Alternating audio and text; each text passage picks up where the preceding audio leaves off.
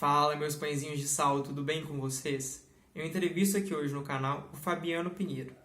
Ele, que é formado em Educação Física pela Universidade Paulista, mestre e doutor pela Escola de Educação Física e Esporte da Universidade de São Paulo.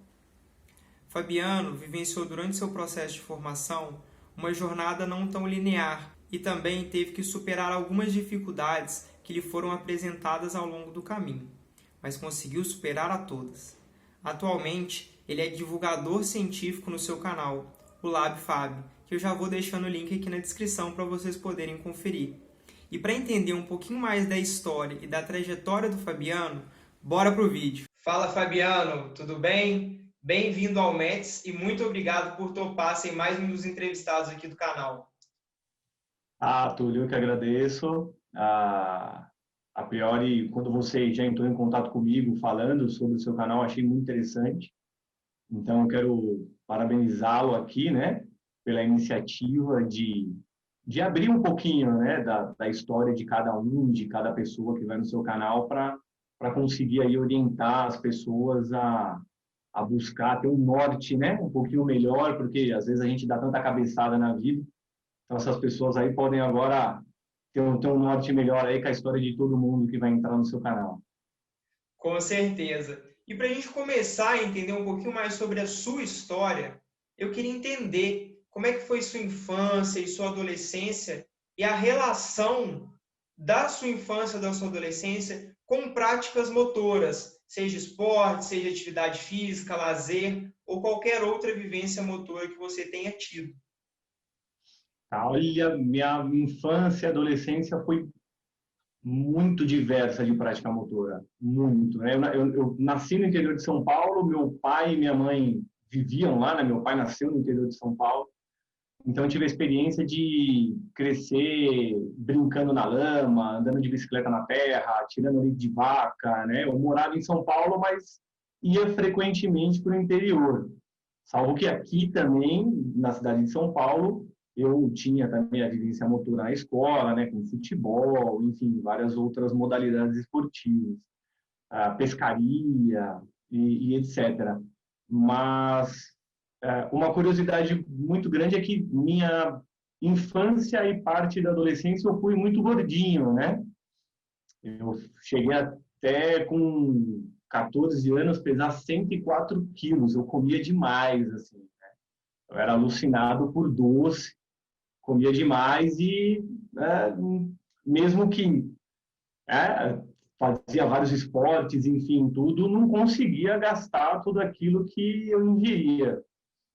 E aí, com 14 para 15 anos, alguns primos meus, eles iniciaram numa academia de musculação, que era na época só para homens, né? Era só para ferreiro, ficava num porão. Aí eu falei, vou me aventurar com vocês. E aí fui.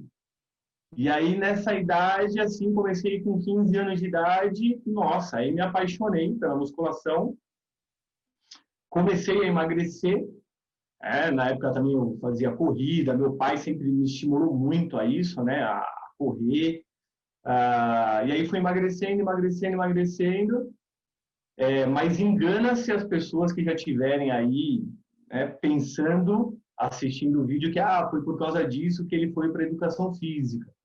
Na realidade, eu era muito nerdzinho e gostava muito de computador, né?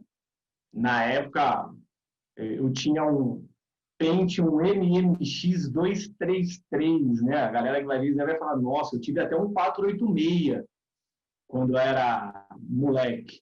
Então, hoje em dia, a gente já está aí no Pentium 7, né? A galera não sabe nem o que é isso. E eu adorava computador. Eu falava, não, eu vou ser cientista da computação. Eu vou trabalhar com computador. Eu gostava de treinar, tal. E aí, quando eu me formei no ensino médio com 17 anos, né? Eu falei, vou fazer técnica em eletrônica. Queria ver como que era, mais ou menos. Gostei, comecei a trabalhar na área, com eletrônica, fui efetivado na empresa, arrumava caixa eletrônica de banco, enfim, tal, essas coisas. E aí comecei depois a fazer sistemas de informação. Na época eu não tinha condições financeiras de fazer ciência da computação. Fui fazer sistemas de informação, bastou 3 meses para eu falar assim, isso não é para mim, né? Depois aquelas expressões numéricas gigantes na lousa, algoritmos e tal, eu falei, não, falei isso não é para mim de jeito nenhum. Aí eu peguei, desisti, fiquei pensando, né? Falei, caramba, e agora? O que eu vou fazer? E aí eu tinha mais ou menos uns 20 anos de idade. E eu estudei minha vida inteira em escola estadual, né? Da primeira série ao terceiro colegial, eu fiz escola estadual. O técnico foi um técnico em eletrônica pago. E na minha cabeça eu não tinha condições nenhuma de entrar numa universidade pública. Jamais eu vou prestar um vestibular para a universidade pública que eu não tenho condições de passar. E aí fiquei pensando, falei, caramba, eu gosto de esporte. Na escola eu me dava muito bem com biologia, adorava anatomia, adorava ver programas que mostravam, né, parte anatômica, essas outras coisas. E aí eu falei assim, acho que eu vou fazer educação física. E aí eu fui puxado pelo meu irmão também, né, que ele sempre falou, não, vou fazer educação física, vou fazer. Aí eu me inscrevi no vestibular na Unip, né, Universidade Paulista. Aí passei, comecei a fazer educação física. E aí foi engraçado porque na época do técnico em eletrônica eu fiz grandes amigos. Um deles é meu amigo até hoje, né? Que me ajudou muito nessa época, porque a empresa que eu trabalhava como técnico em eletrônica com ele abriu falência. E a mãe dele tinha uma academia. E aí, na época, eu estava fazendo educação física. Se eu parasse de trabalhar, eu não teria condições financeiras de continuar pagando e ia ter que desistir da faculdade.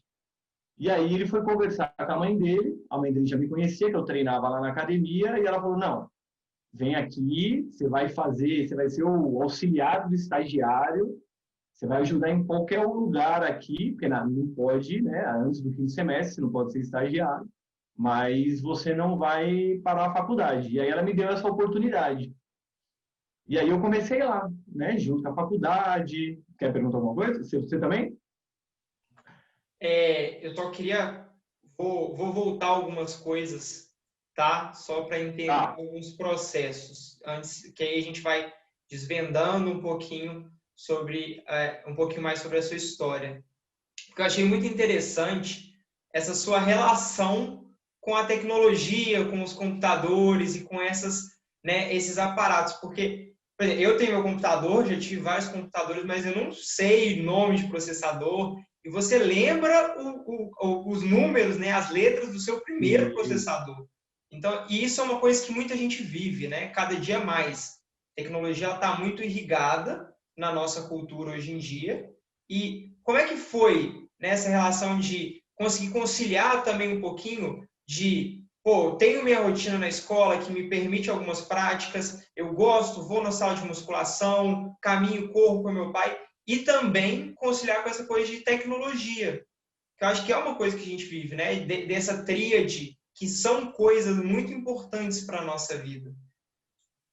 é difícil conseguir explicar para você isso, né? Porque na época a gente vinha numa crescente tecnológica que não imaginava que ia ser o que é hoje. Então, a gente está falando aí de... Hoje eu tenho 37 anos. Essa época, por exemplo, do meu primeiro computador, vamos dizer, eu tinha, sei lá, 13, 12 anos, né? Então, a gente está falando aí de muito tempo atrás, né? Décadas atrás. Então, era difícil, é difícil mensurar como que era essa relação. Moleque ainda, então, o que eu fazia? De manhã ia, treinava, tal, era fissurado em computador, mas na época jamais eu pensava que eu ia fazer educação física. Então, na realidade, a musculação, a corrida, era algo que eu peguei para mim para melhorar minha saúde e qualidade de vida. E nessa época também, como grande parte da molecada na adolescência, que é o quê? Muita estética, né? Então já era algo para chamar atenção através da estética, entendeu? Dessas outras coisas. E foi indo. Hoje, quando eu olho para trás, eu percebo que isso me ajudou muito na escolha da profissão, que ajudou com que eu entendesse melhor algumas disciplinas na graduação, porque eu já tinha uma vivência prática matemática muito grande. Mas na época eu não tinha a mínima ideia, né? Porque o meu foco era o quê? Não, treino para isso e na realidade o que eu quero é ser cientista da computação. Eu vou ir lá. E nunca, assim, uma coisa que é importante deixar claro é que nunca os meus pais interferiram no processo de aprendizado. Eles sempre me deram um apoio. O que eles falavam para mim era assim: você vai ser obrigado a fazer até o ensino médio. Porque os meus pais, então, eles voltaram a estudar, eles voltaram a fazer o ensino médio quando eu era criança, eles fizeram um supletivo. Eles tinham até o ensino fundamental e aí eles voltaram a estudar. Eles falaram assim, obrigado, você vai ser até o ensino médio. Depois, o que você quiser fazer, se a gente tiver condições, a gente vai te ajudar o máximo possível. E aí eu que fui, não, vou fazer o técnico eletrônico por quê? Porque não tenho condições financeiras de fazer logo uma universidade. Então eu consigo arranjar um emprego, já que a mensalidade é mais barata, e aí com isso eu consigo pagar a universidade. Então fui em degraus, né? Eu fui em degraus. Só que aí quando eu encontrei aquilo que de fato eu queria, que era a educação física, aí vem todo esse processo de novo, né? Da empresa abrir falência, de eu falar, nossa, e agora? Onde que eu vou arranjar um emprego? Porque isso, pensando na sua pergunta, ia ser muito complicado. Porque eu ia fazer educação física e ia trabalhar em alguma coisa de tecnologia. Não dava para conciliar. Como muitos colegas na época da faculdade tiveram esse problema, né? Alguns trabalhavam com escritório de advocacia, outros eram professores de inglês, por exemplo, e faziam educação física, e hoje muitos saíram da área, porque continuaram na área que eles estavam, porque a ascendência financeira foi muito melhor para eles. Então, calhou de eu já entrar numa academia e aí conseguir fazer a graduação junto. Então, eu via os professores trabalhando, os estagiários trabalhando. Eu sempre gostei muito de fisiologia, né? Então, a dúvida que o pessoal tirava na academia com os professores e tal, e vinha às vezes conversar comigo, já era sanada no outro dia da universidade. Porque eu ia conversar com os professores, eu ia na biblioteca, eu era rato da biblioteca, né? Eu ia lá pegar livro, ficava lendo, trazia livro para casa, então, às vezes, levava para a academia, quando eu tinha alguma dúvida, eu já ia ali, já tentava explicar para alguém, quando eu tinha condições, através, né, dos livros. Então, isso foi me ajudando muito. Mas o engraçado é que, embora eu gostasse muito de eletrônica, de parte científica, eu percebi que eu fui o quê? Que eu gostava muito de ser um usuário da tecnologia e não de criar, né, a tecnologia. Tanto que quando eu tive a dificuldade, eu sempre tive dificuldade com matemática, né? Minha cabeça é muito criativa. Eu pensar de maneira muito lógica, ainda mais com números, eu tenho muita dificuldade, até hoje. E aí, quando vem aquelas expressões numéricas, eu falei, não, isso não é para mim. Tanto que, na educação física, parte de biomecânica, isso eu sempre fui mais à margem. Então, eu tinha mais dificuldade também. Estudava, gostava, é necessário, mas o meu negócio era o quê? Era sistema cardiorrespiratório, era fisiologia, era treinamento esportivo, né? Era essas outras coisas. E aí eu fiquei focado mais nisso em toda a graduação, né?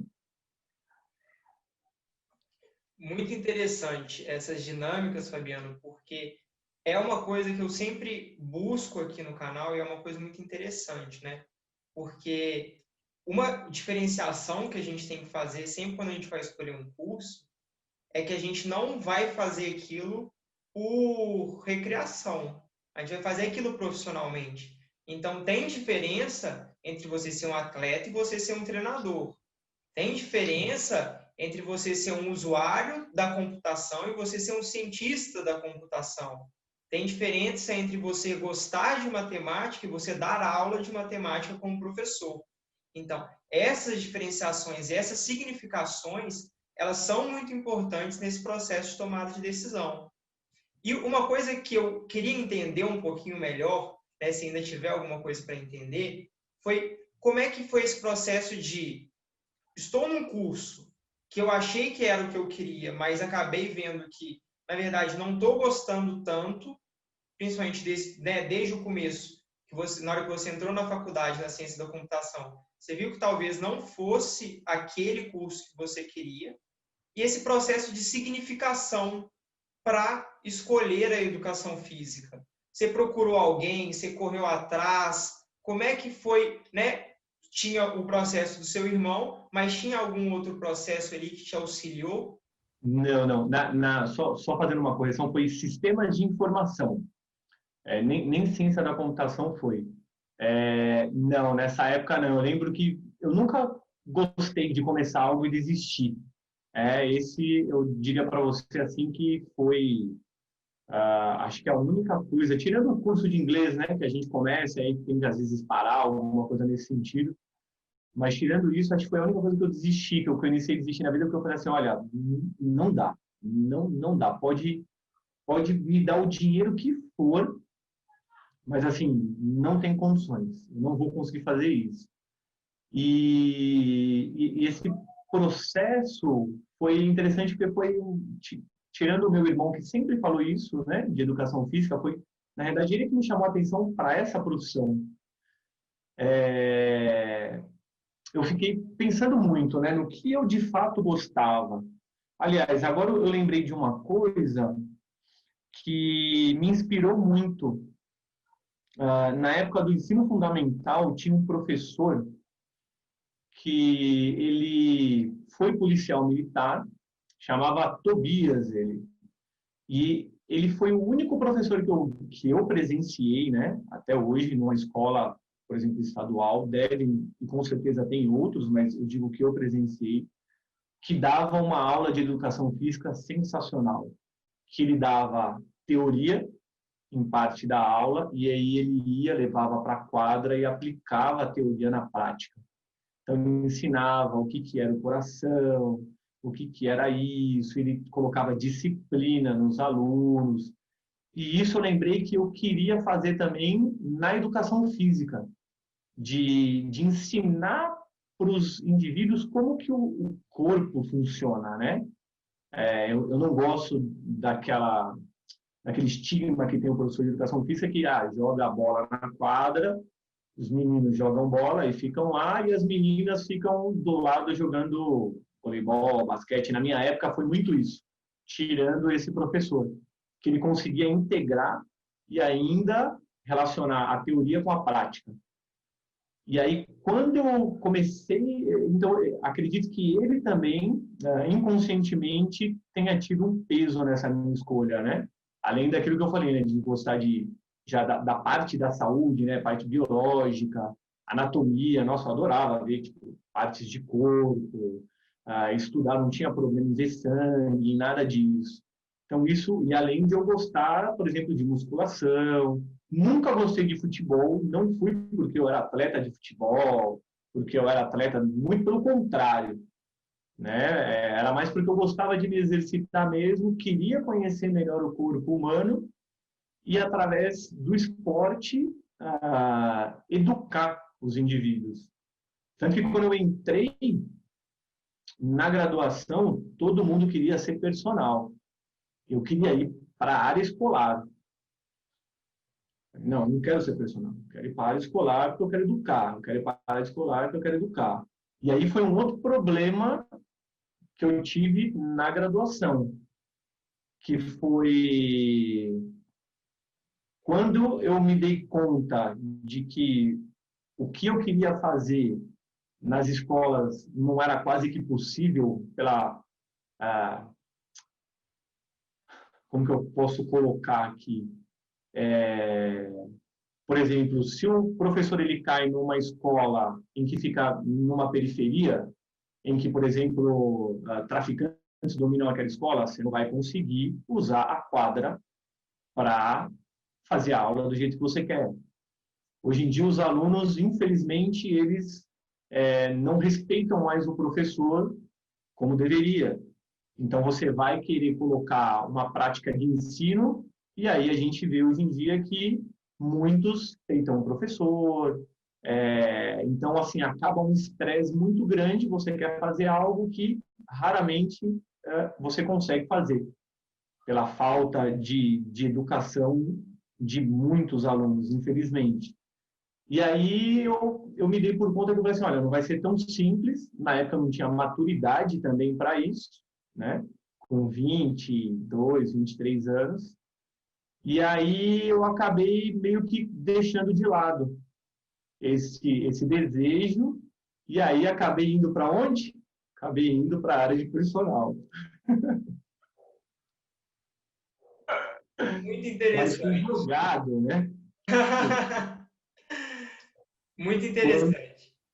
E quando, quando eu completei o quinto semestre, né? Quando entrei no quinto semestre, abriu um concurso numa das academias, na época era uma das mais prestigiadas aqui em São Paulo, e aí eu passei nesse concurso, então eu saí dessa academia, né? Onde eu tive essa grande oportunidade de aprendizado, e aí fui para essa academia. E lá foi onde, tipo, ó, você vai ter que dar personal. Tinha lá um projeto que o estagiário poderia dar um personal em grupo, e aí eu fui colocado para dar personal. E aí eu fui colocado para dar personal, e aí acabei gostando, né, de dar personal, ainda mais estagiário, não ganhava dinheiro.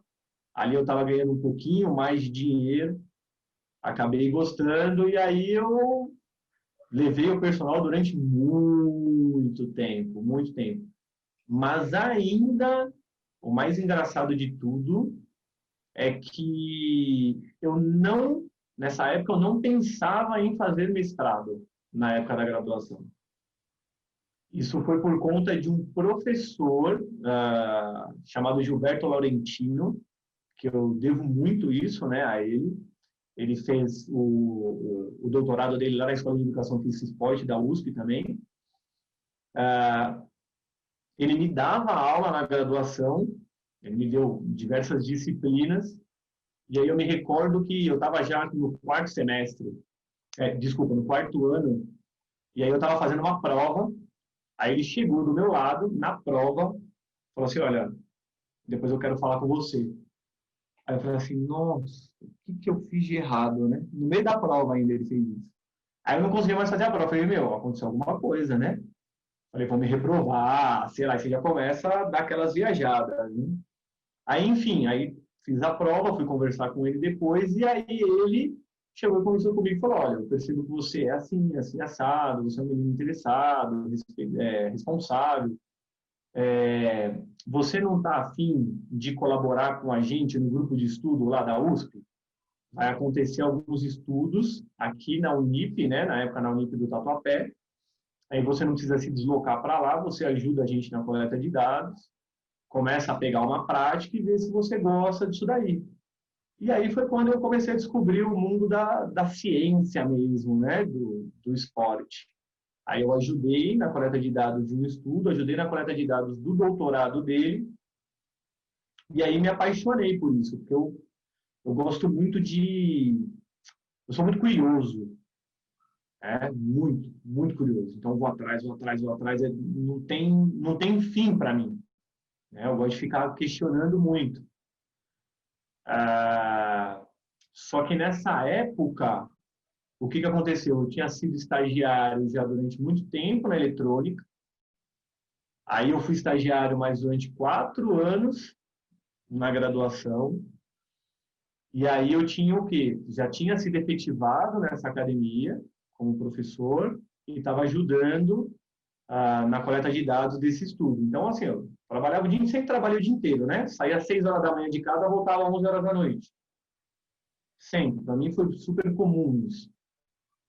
E aí chegou um momento na minha vida que eu falei assim, olha, não dá, não aguento mais, porque eu preciso ganhar dinheiro, né? Estou com 24, 25 anos, não tenho nenhum carro. Na época eu pensava isso, né? Preciso de um carro, pelo menos. E aí eu me engatei nesse mundo de personal. Aí era personal, academia, fui juntando dinheiro, fui fazendo uma especialização nessa época.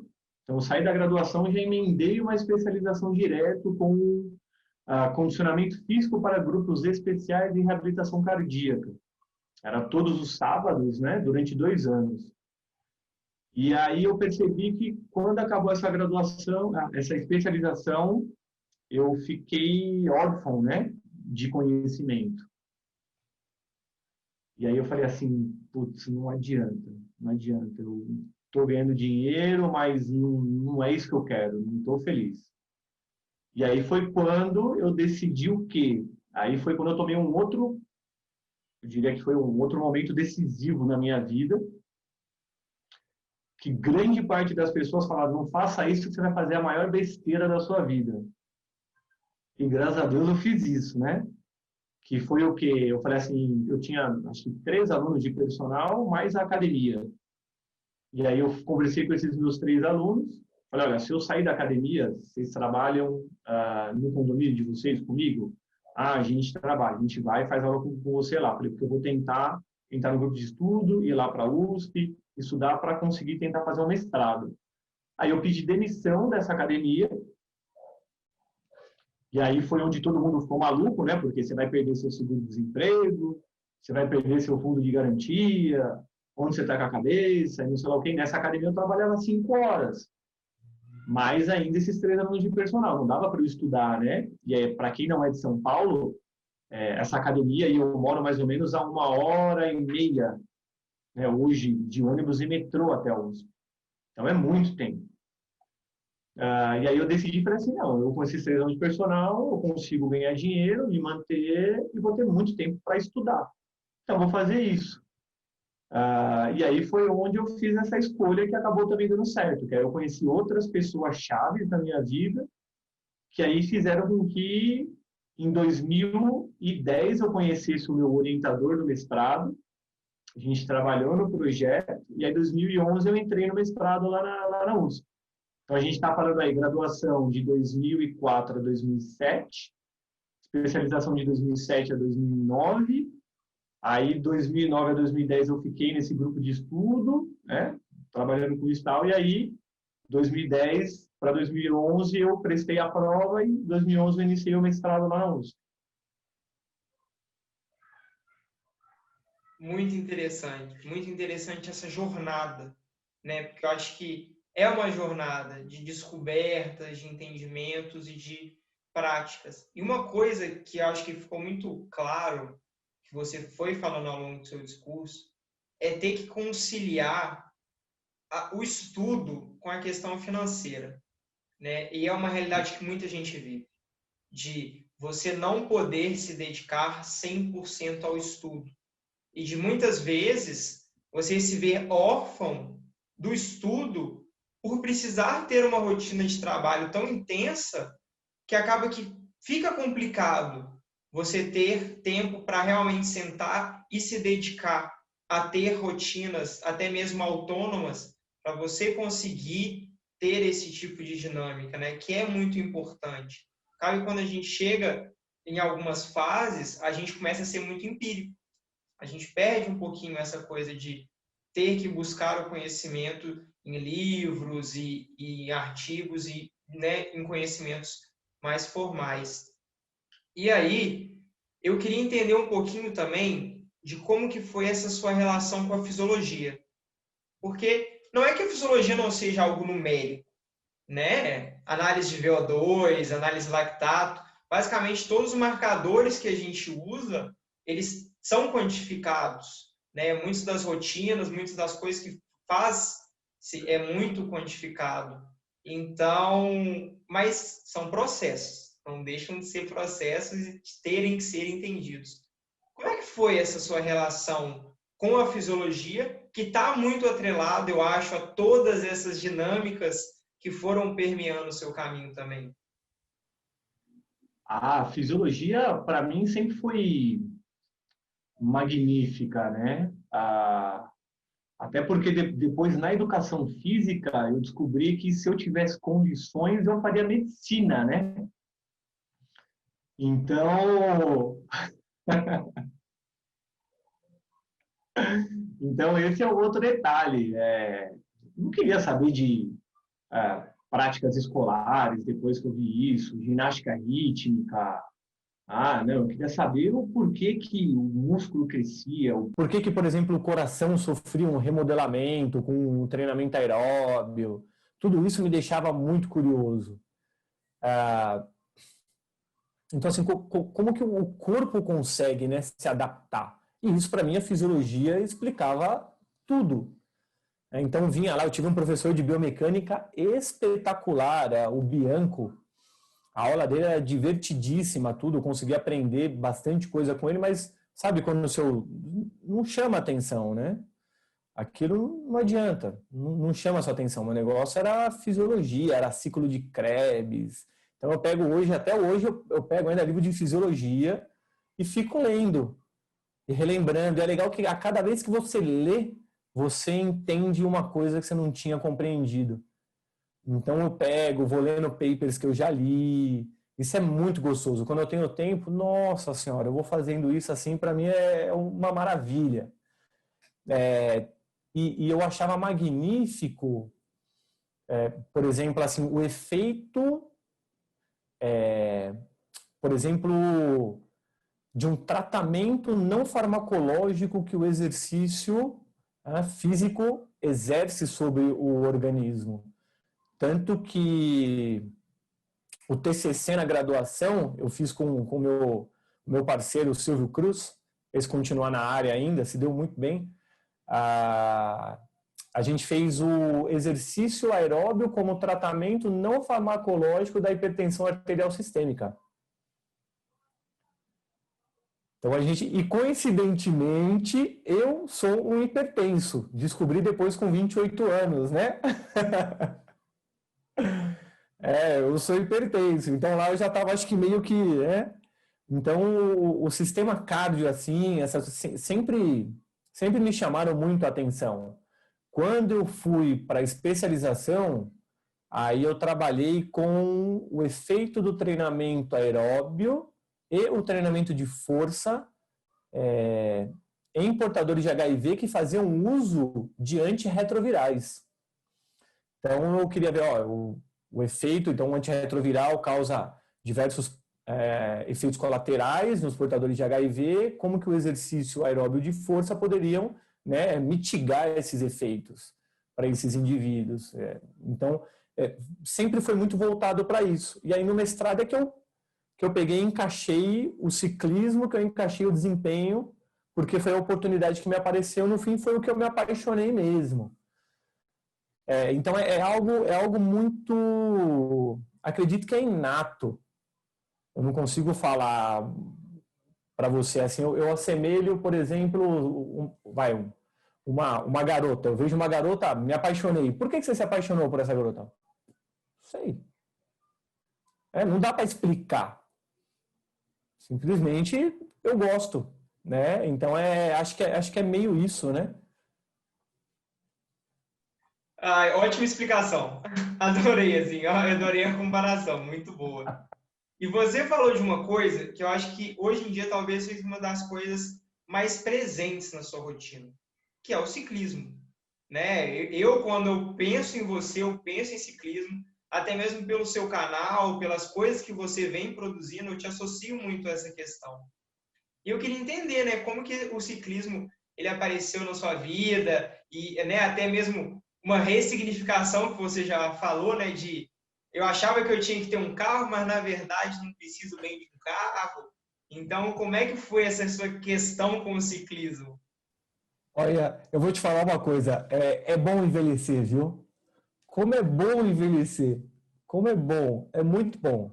Porque você vai ressignificando as coisas, você vai ficando mais maduro, você fala assim, não, isso não preciso mais. Não, você vai dando, eu falo para as pessoas, você vai dando valor à vida. A vida não tem mais preço, né? A vida tem valor. Qual é o valor? É inestimável. Para mim é o valor do aprendizado, o valor do conhecimento, o valor da parceria. É isso. A única coisa que a gente...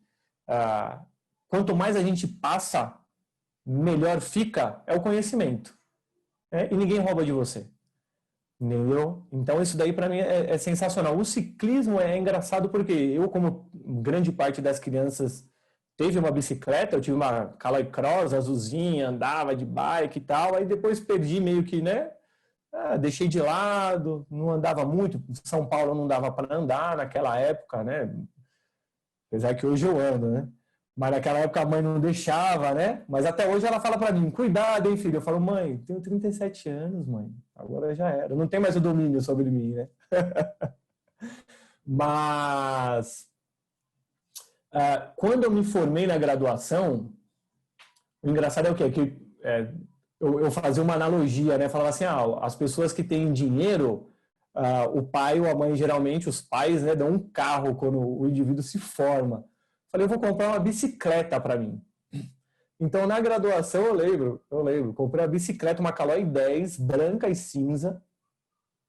E aí chegou, montei, e foi quando eu comecei a pedalar.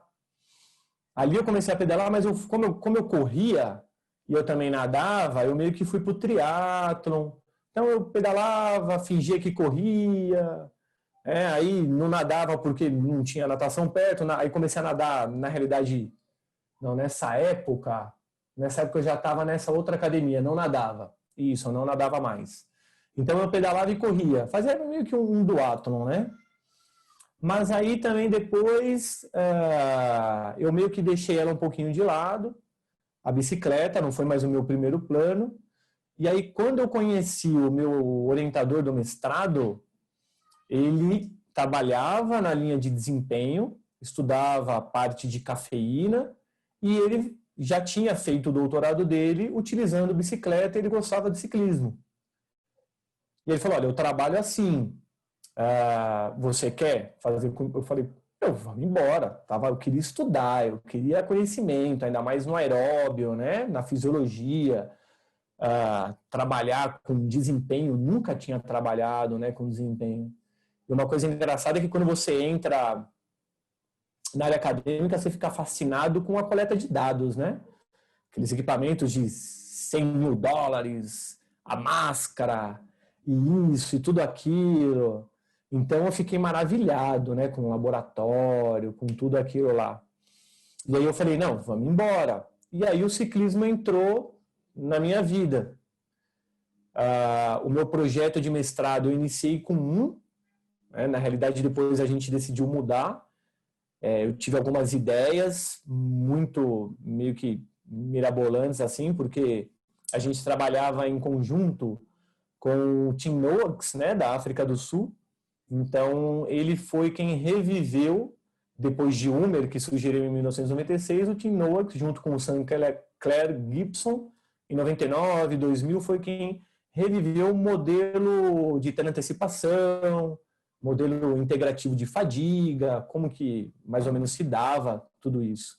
E aí eu vim já com essa bagagem do meu orientador, a gente conversava muito, fui lendo muitos artigos deles, tive a oportunidade de ir para a África do Sul. Primeira vez que eu peguei avião, aliás, na minha vida, com 27 anos, né? Que aí eu fui para a África do Sul. E aí eu fiquei doido. Aí foi quando eu decidi, conversei com ele, ele aceitou a ideia, né, do meu mestrado, de analisar algumas estratégias com ciclistas. Seria mais parte de relógio interno, percepção subjetiva de esforço, essas outras coisas, porque como que os caras conseguem controlar a intensidade do exercício sem mesmo ter o feedback de tempo e distância? É maluco isso, né? É muito louco. Como que funciona isso? E aí a gente investigou mais ou menos isso, só que comparando claro e escuro. Então, porque a gente acreditava que no escuro, como o indivíduo não teria ele perderia a noção de tempo e espaço, que a visão nos proporciona isso, e a visão também nos dá o quê? Ela nos tira um pouco a conscientização, eu diria aqui, do corpo, a percepção interna, porque você tem uma distração com a visão, né? Quando a gente tirasse isso, a percepção do indivíduo ia subir e o desempenho dele ia cair. Quando isso também não aconteceu, né? Então é outra coisa muito legal.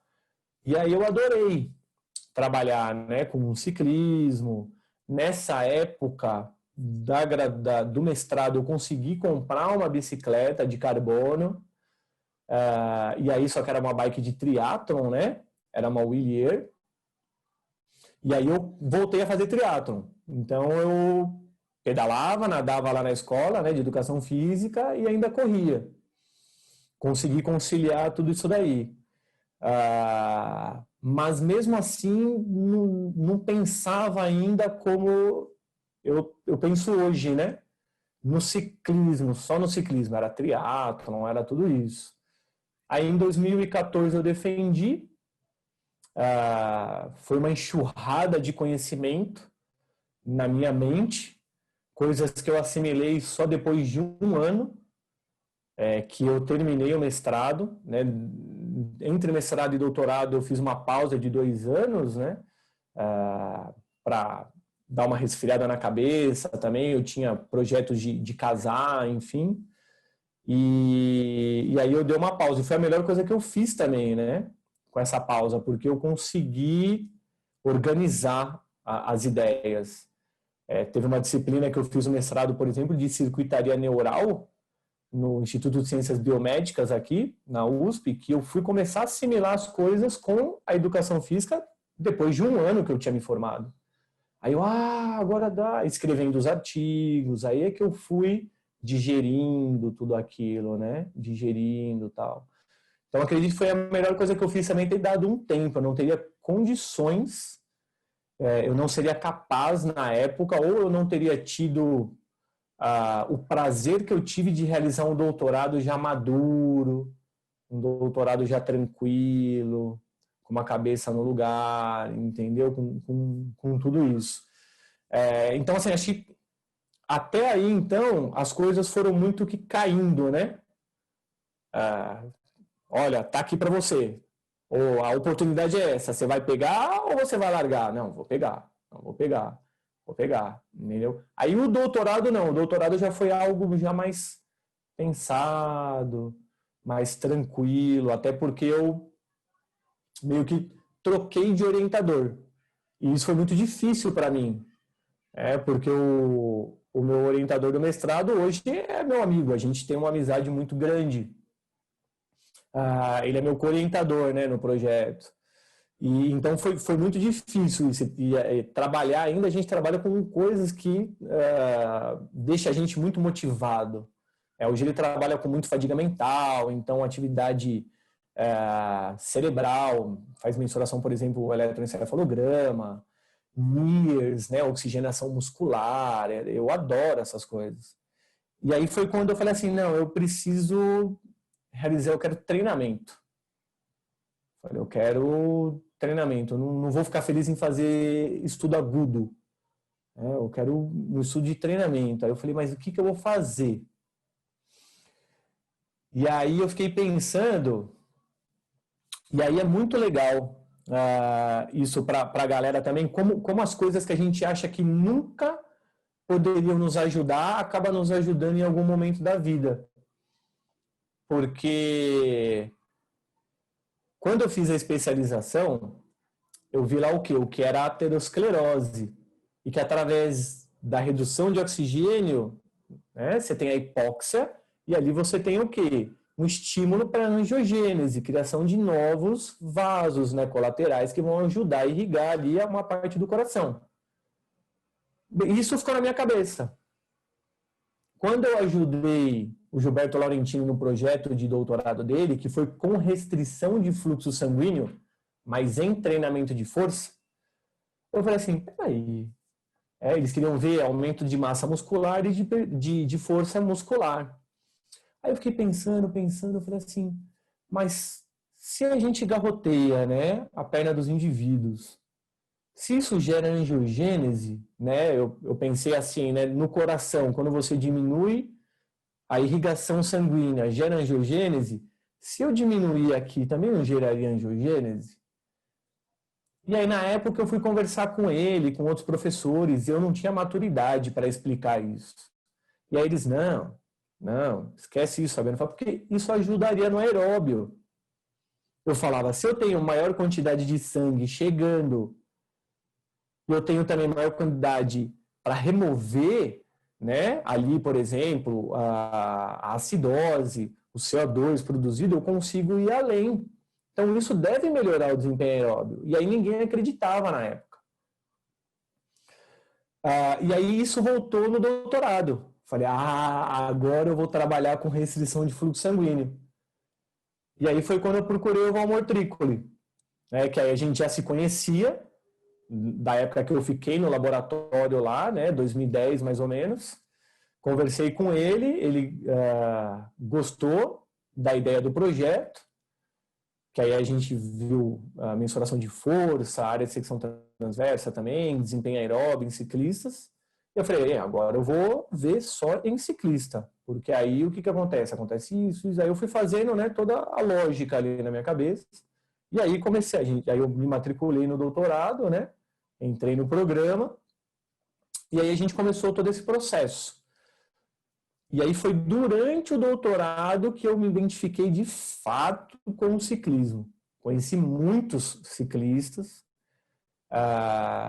tive a oportunidade, grande parte deles não trabalham com a bicicleta, se deslocam com a bicicleta, e isso também começou a me estimular muito.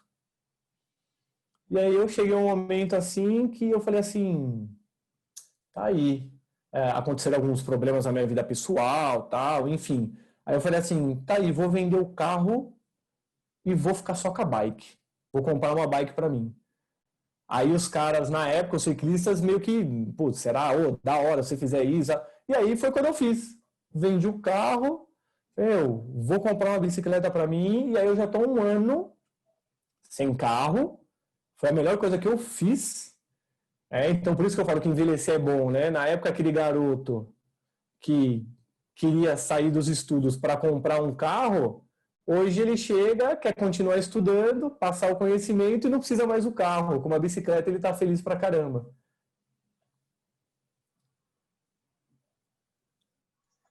Muito interessante toda essa história, toda essa construção que você teve, né, e uma coisa que você falou que eu achei assim, incrível, que realmente, às vezes a vida vai abrindo portas pra gente, e a gente não pode muito escolher, né, a porta que a gente vai entrar, a gente entra na porta que está aberta. Então, esses momentos de pausa, esses momentos de entendimento, esses momentos de reflexão, eles são muito importantes para a gente conseguir significar a nossa rotina tão intensa que a gente vive, né? Nunca vou esquecer quando um professor chegou para mim e falou assim, olha, você, se for uma pessoa normal, você toma 3.000 decisões, no mínimo, por dia, para viver, Sair de casa é tomar uma decisão.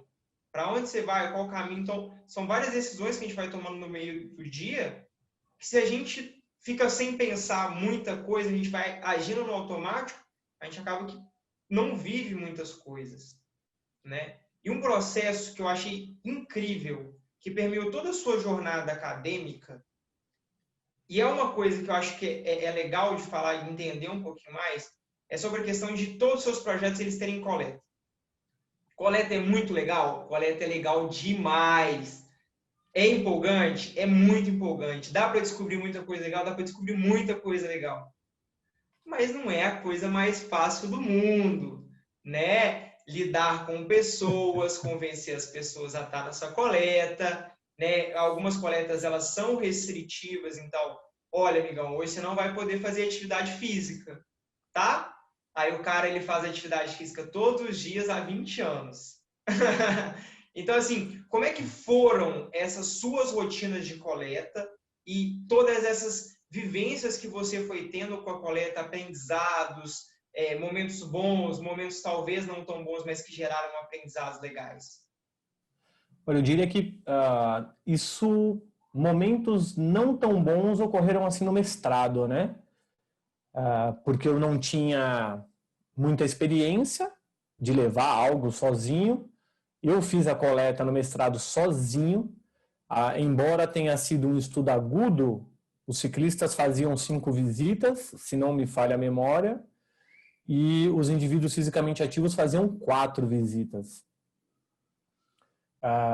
Então, se a gente for ver, eu coletei 11, se não me engano, foram 11 ciclistas e 10 indivíduos fisicamente ativos. Então, você coloca aí quase 100 visitas no total. O mestrado a gente tem 3 anos para fazer, tem que cumprir 40 créditos, Para quem não sabe, créditos, ele significa uma quantidade de horas, né, de estudo que a disciplina dá. Então, tem disciplinas que você faz que te dão 4 créditos, e a disciplina é um período do dia, uma vez por semana. Tem outras disciplinas que é o dia inteiro, por exemplo, e te dá 8 créditos durante 3 meses.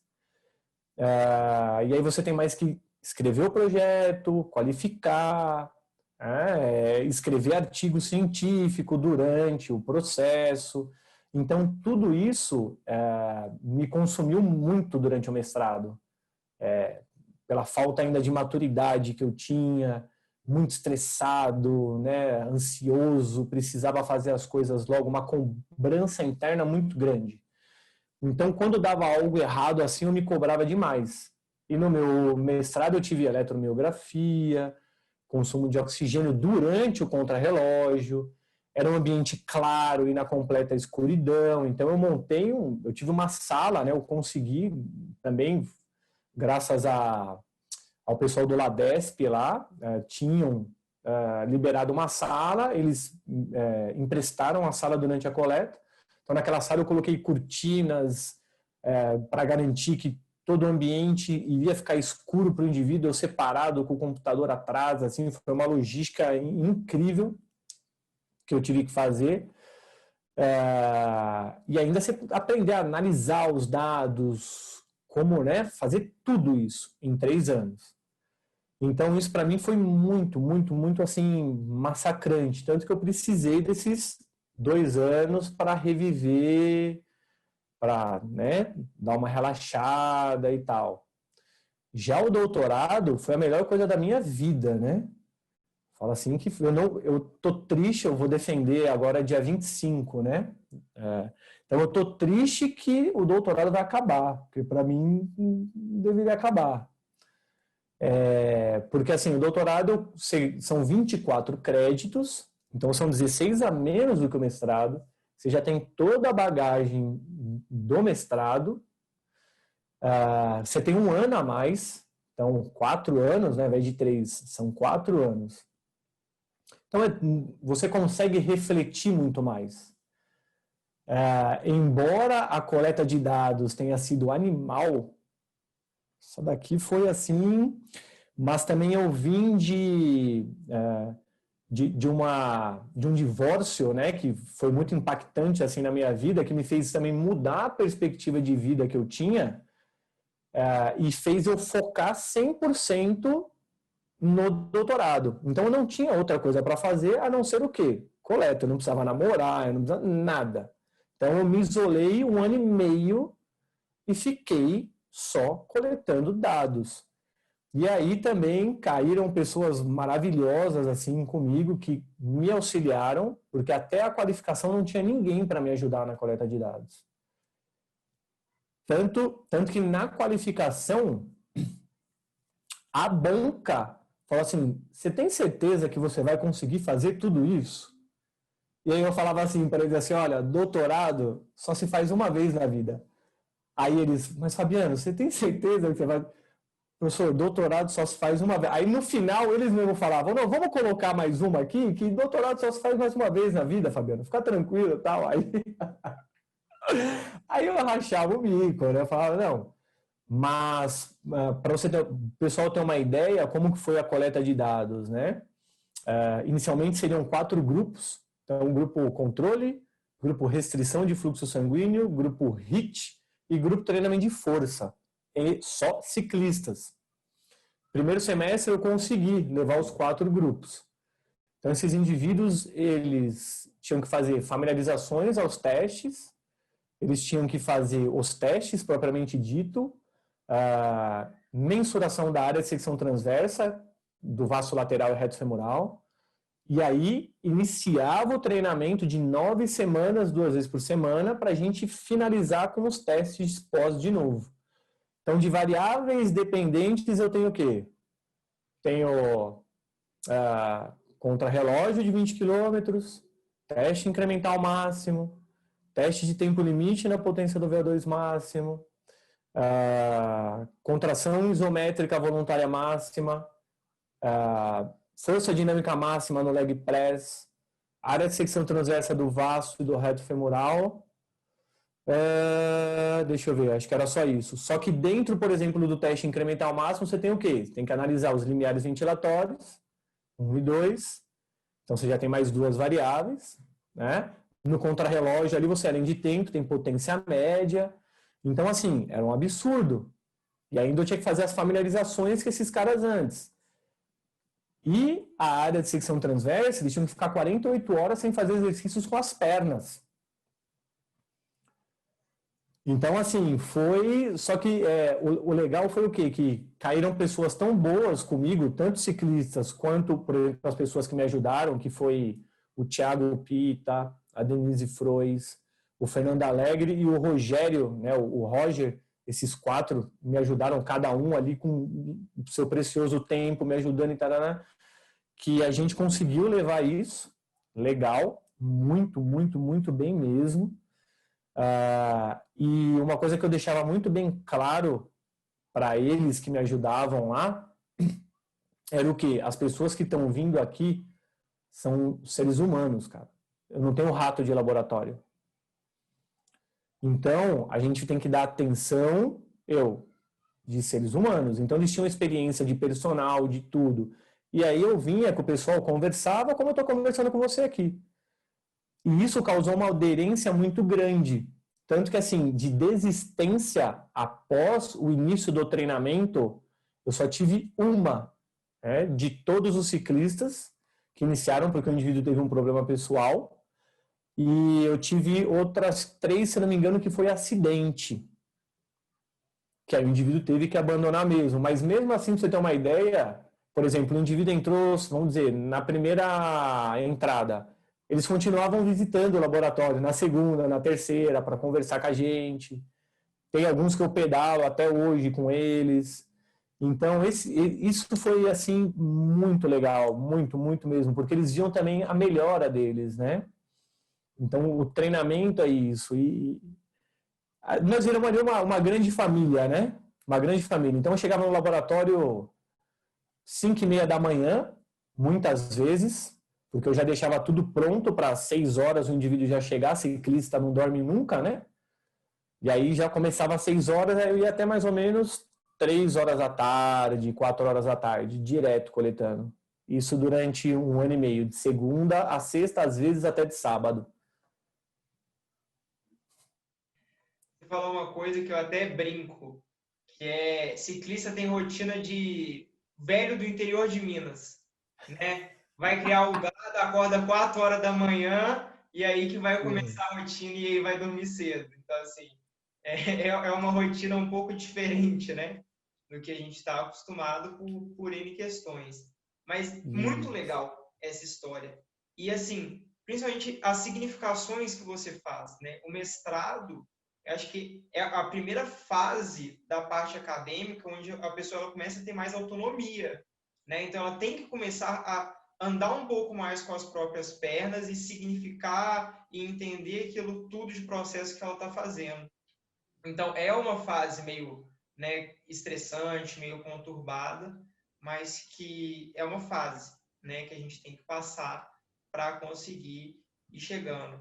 E, assim, dei muita risada, né, aqui com você contando a questão do seu doutorado, porque realmente é uma coleta muito ambiciosa, é um estudo ambicioso, mas você é uma pessoa que apresentou ao longo de todas as suas experiências estudos muito ambiciosos, ideias também muito legais. E eu queria entender um pouquinho mais sobre isso que você vem falando, de usar esses temas que às vezes eles não são tão padrão, às vezes eles são um pouco mais difíceis, mas que são temas muito interessantes. De onde isso surge? Como é que surge? Né? Como é que foram essas ideias aparecendo para você? Olha, eu chamo como eu apelido como ventania, tipo, parece que vem um sopro assim, um vento, e aí surge assim, sabe? Nossa, é verdade. Pô, será o meu orientador, ele brinca comigo, ele fala: "Nossa, Fabiano, você tem uns pensamentos meio Locke, né?" Então, você vê pela minha história, né? Que eu vou lá, eu vou cair, eu volto, isso, eu vou conseguir, eu vou amarrando, entendeu? Então, assim, por isso que eu falei no início, eu percebo hoje eu falo assim, com a maior humildade mesmo. Um dos meus pontos positivos é a criatividade. Por outro lado, na parte de lógica matemática, eu não sou bom, não adianta, né? Então, a gente vai se conhecendo ao longo do tempo. A ideia do mestrado, por exemplo, depois que eu entrei, que surgiu, para você ter uma ideia, eu tive no metrô. Então, eu lendo um artigo, estava lendo, aí quando eu li lá o negócio de relógio interno, eu associei, por exemplo, deficiente visual com percepção de esforço, e aí a gente foi pro escuro com ciclistas treinados. Entendeu? Porque eu falei assim, nossa, será que o deficiente visual ele teria uma percepção de esforço maior do que o indivíduo que não tem deficiência visual? Falei, ele tem uma reorganização cortical, ele consegue sentir, né, muito mais o corpo do que, por exemplo, um indivíduo que tem a visão, né? E aí eu fiquei pensando nisso. E aí foi quando surgiu essa ideia do escuro. Será que o escuro promoveria isso por pensamento associado ao exercício? Tal? A minha sorte é que o orientador do mestrado viaja tão bem quanto eu. Né? Então a gente conseguiu entrar nessas aí e tal, entendeu? Isso que foi interessante. E na época do doutorado, mesmo o que me levou a trabalhar com a restrição foi a angiogênese, que foi muito legal, que eu aprendi sobre ela na especialização, e que aquilo fazia muita lógica na minha cabeça. E por eu ter tido a experiência de fazê-la no doutorado do Gilberto, eu vi que doía demais. Doía muito. E quando você faz ciclismo, o que você sente? Uma dor nas pernas. Uma queimação muito grande. E naquela época, a minha lógica era o quê? Se eu consigo ter angiogênese, eu talvez consiga levar mais sangue, mais oxigênio, mais nutrientes. Se eu faço esse indivíduo se adaptar à dor, ele vai conseguir resistir mais à dor e, consequentemente, ele vai melhorar o desempenho dele. Então, essa lógica na minha cabeça era muito clara, só que ninguém conseguia entender. Ninguém conseguia entender. Tanto que no meu doutorado, eu coletei percepção de esforço, eu coletei dor, eu coletei várias outras coisas, né? Só que isso não está na tese em si. Porque eu falei, eu vou coletar isso que eu tenho certeza, porque ia ser muito difícil mesmo amarrar, né, toda a lógica. E aí, de fato, analisando os dados, eu não vou falar aqui porque os papers vão sair, né? Mas, assim, muito legal, entendeu? Então, assim, vem, né? Eu vou formando as lógicas, falo, opa, peraí, acho que isso daqui dá, isso daqui deve dar, isso daqui... E, assim, meio que surge, não consigo te falar da onde que vem mesmo. De algum lugar sai, cara. Eu acho que você já falou, de alguma maneira, de outra, talvez não tão específico, mas eu acho muito legal essas pequenas coincidências da vida, né? Às vezes a gente recebe uma informação ali que a gente não dá muita importância, e aí do nada a gente tropeça, cai na rua, e não é que uma coisa faz sentido com a outra e vai ligando e vai fazendo associações que são muito interessantes, né? Eu acho essas curiosidades, elas muito legais, de como que as coisas elas vão surgindo. E você é uma pessoa que você tem muita experiência, né, Fabiano? Você viveu muita coisa, você já é uma pessoa mais madura. Eu queria saber, na sua opinião, o que uma pessoa ela tem que levar em conta, às vezes algumas coisas que ela tem que perceber ou pensar, quando ela está no processo de pensar, eu quero fazer educação física.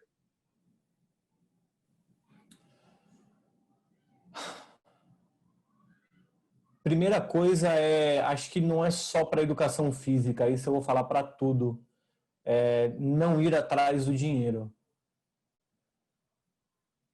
Não ir atrás do dinheiro, isso para tudo, porque a partir do momento que o indivíduo ele vai atrás do dinheiro, ele pode ganhar quanto for, ele nunca vai estar contente. Nunca. Porque vem aquele negócio, eu ganho mais, eu gasto mais, e aquilo para mim não tá bom, e aí soma, ele tá num lugar, por exemplo, numa profissão que ele não gosta, então ele vai ter que ganhar mais para se sentir feliz, e aí ele nunca vai estar satisfeito. Então eu diria assim,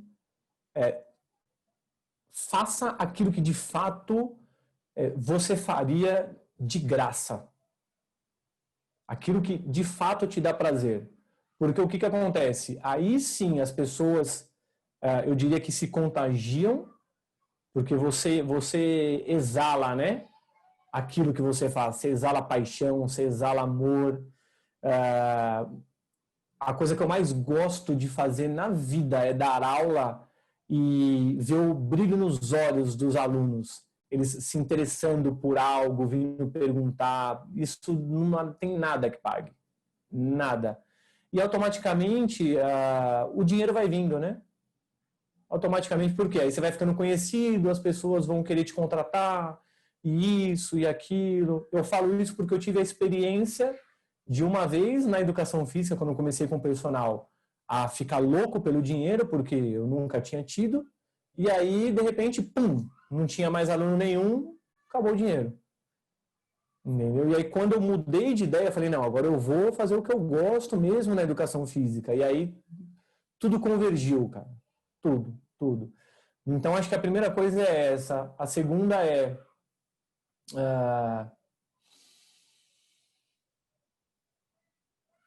outra coisa que me chamou muito a atenção, mas isso acho que é muito individual.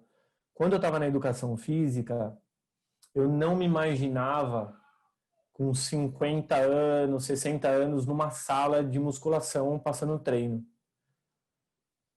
Eu falava assim, putz, isso para onde que eu vou que eu consigo envelhecer, mas cada vez eu vou ficar melhor. E aí, área do conhecimento. E aí eu fui para essa área do conhecimento. Tem muita gente hoje, por exemplo, em marketing esportivo. Eu não falo que não possa ter pessoas mais velhas numa sala. Por isso que eu falo assim, isso é meu. Tem indivíduos que eles vão ficar muito satisfeitos lá. E muito bom. Todo mundo precisa disso. Todas as profissões precisam disso. O indivíduo ele estando feliz lá, tudo bem. Mas para eu me encaixar, eu falei assim, eu preciso estar em outro lugar. Então, eu acredito que assim, a pessoa, ela tentar pensar o que ela vai querer ser daqui a 10, 15, 20 anos.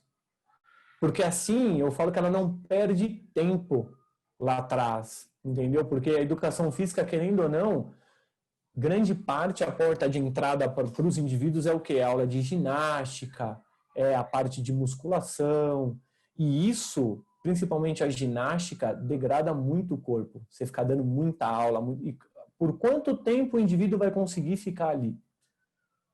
Né? Então, tudo isso acho que ele tem que pensar. Então, ali talvez seja um degrau de uma escada que ele consiga subir.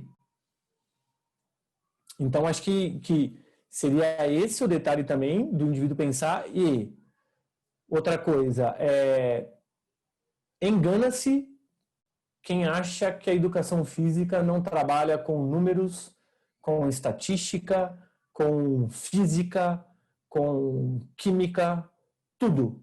Tudo aquilo que eu falei na escola que não seria importante para mim quando eu crescesse, hoje é importante para mim. Então assim, não, eu vou para brincar, eu vou para jogar bola, eu vou para ficar com o corpo bonito. Não. Não entra com esse pensamento, senão você vai cair do cavalo. Então, eu acredito que conforme qualquer outra profissão, seja... Eu vou falar aqui, mas no início, né, a gente estava conversando daquelas profissões que são mais, né, direito, medicina, engenharia. O indivíduo que ele constrói uma ponte... O engenheiro, se ele errar um cálculo, muitas pessoas morrem. Um prédio, alguma coisa assim. Então, eu acredito que a seriedade que deva ser tomada numa profissão dessa, um indivíduo que entra na educação física tem que ter a mesma seriedade. Eu acredito que esse indivíduo tenha que honrar o que ele está fazendo. que é tratar de uma outra pessoa. Como um médico entra numa cirurgia e vai tratar de um indivíduo ali cirurgicamente. É com essa seriedade. E aí, acredito eu, que a profissão vai crescer cada vez mais e vai tomar a dimensão e a seriedade que deva ser tomada pela sociedade. Muita gente reclama de youtubers que fazem o nosso trabalho, de não sei lá o que, mas a gente também não faz aquilo que deveria fazer, né? Que é ser sérios na profissão. Óbvio que a gente brinca, o aluno está lá para se divertir e tal, mas hora de trabalhar é hora de trabalhar, hora de brincar é hora de brincar. A hora que a gente souber dividir isso e levar a profissão a sério, aí eu acho que é legal. Então, se o indivíduo está a fim de brincar, não é hora de entrar ainda. Fica mais maduro, vê se é aquilo que ele quer mesmo. Então, acho que é mais ou menos por esse lado que eu diria. Fabiano, concordo muito com tudo que você falou e compartilho muitas dessas suas visões. Eu acho que é importante, até uma das funções aqui do canal, que é ressignificar um pouquinho essas dinâmicas, esses entendimentos de quem quer trabalhar com a profissão, de entender que você não vai ser atleta entrando no curso de educação física, né? Você tem que ter alguns processos e alguns entendimentos, e que se você entrar no curso para passar batido e fazer a mesma coisa que o seu treinador, que o seu professor fazia, que você gostava muito, para que você está entrando no curso? Para que você está gastando esse tempo? Então, são algumas coisas que as pessoas elas têm que pensar, né, antes de querer tomar essa decisão. E a última pergunta formal que eu vou te fazer é se você hoje é feliz exercendo a profissão. Acho que não precisa nem responder, né?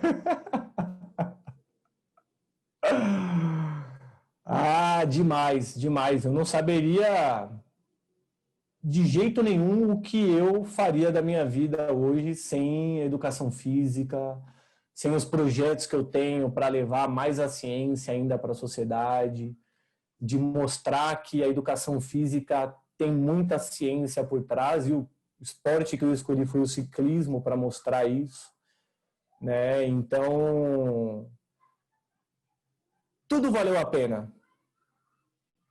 Tudo valeu a pena. E aí as pessoas me perguntam assim, falei, aí, vai parar de estudar agora? Eu falo, não, nunca vou parar de estudar. O dia que eu parar de estudar, ou eu tô com Alzheimer, entendeu? Ou é porque eu morri. Porque a profissão que eu escolhi, onde eu tô, na área acadêmica, eu nunca vou parar de estudar. Entendeu? Não dá. Então essa é uma outra coisa que as pessoas... Eu não sei se isso é do brasileiro ou se isso é do ser humano. Né? A gente tem muito preconceito com o próprio brasileiro aqui. Isso é outra coisa que eu acho muito feio. Ninguém fala mal da sua própria casa. Se eu falo mal do meu país, eu estou falando mal da minha própria casa. Então eu tenho orgulho de ser brasileiro. Eu tenho uma bandeira do Brasil em casa, aqui. Eu falo, se os americanos têm, todo mundo acha bonito, mas no Brasil ninguém tem. Então, é essa a sacada do negócio. Quando você tem orgulho daquilo que você faz, as ideias que os brasileiros têm, que a gente exporta, que ninguém fala, que o pessoal só fala mal do próprio país, entendeu? Aí tudo começa a fazer sentido na sua vida, é aquilo que eu falei para você, né? Aí você é feliz em todo lugar, cara, em todo lugar. Porque dificuldade todo mundo passa em qualquer lugar do mundo, entendeu? Hoje eu tenho contato com outras pessoas também, tem problemas na Espanha, tem problemas na Inglaterra, tem problemas na África do Sul, tem problemas no Japão, tem problemas nos Estados Unidos, o que está acontecendo, né? Então, assim, tem problema em todo lugar. Então, acho que a partir do momento que a gente começar a assumir nós mesmos e o povo brasileiro começar a gostar de fato de estudar, não chegar e falar assim, não, eu quero fazer um ensino universitário, parar de estudar e ganhar meu dinheiro e não fazer mais nada na vida. Entendeu? Aí o negócio vai caminhar. Aí o negócio cada vez mais vai caminhar. Então, é por isso que eu falo, não sei se é do povo brasileiro ou se é de outros, porque eu não tenho tanto conhecimento com outros, mas a gente precisa disso, né? Estudar é prazeroso, é gostoso, desde que você ache, desde que você encontre aquilo que você gosta de fazer. Com certeza, com certeza. Eu acho que muitos pontos que você tocou são muito pertinentes, inclusive a questão de entender, né, nossa posição na sociedade. Se eu sou uma pessoa ruim, por mais que eu seja uma pessoa, eu sou ruim e eu estou contribuindo para a piora de alguma coisa. Então, seja uma pessoa boa, tá? Se possível, seja bom. E aqui na minha entrevista, né, acaba que nem sempre eu consigo contemplar tudo e abordar todos os temas. Então, sempre no final, eu deixo agora um momento livre para você falar alguma coisa que você talvez queira falar, que eu não tenha conseguido perguntar. E você tem todo o tempo, se você quiser falar várias coisas, é o seu momento para falar aí bastante com o pessoal. Vixe, Maria, eu já falei tanta coisa já, que eu acredito que acho que eu não tenho mais nada, acho que para pontuar, não.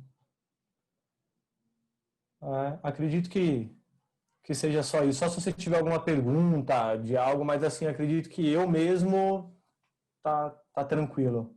Acho que o que eu tinha para passar, eu acho que passei.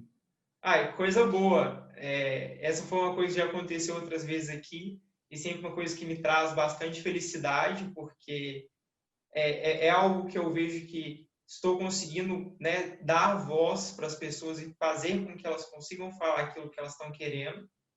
E então, agora eu vou te agradecer demais por todas as experiências que você compartilhou. Foram experiências incríveis e o mais importante é que são as suas experiências, são as suas vivências e só por isso elas já são incríveis. Então, muito obrigado por ter topado fazer parte aqui do canal. Que isso, pô. Eu que agradeço muito pelo convite. E uma próxima oportunidade, que agora inverteu, né? Eu entrevisto as pessoas, hoje eu fui entrevistado. Pode se sentir à vontade que a gente conversa sobre outras coisas também. É sempre um prazer.